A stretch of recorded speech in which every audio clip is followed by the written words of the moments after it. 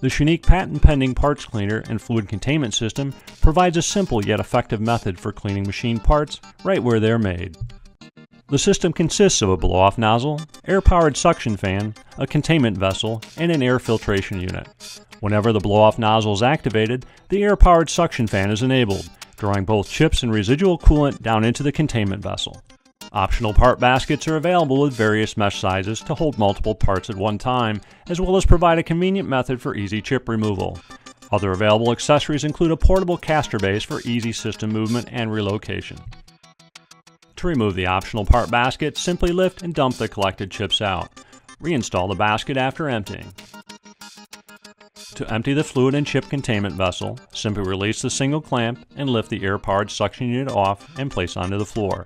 Empty the collected chips and residual fluid from the containment vessel and reinstall the suction unit.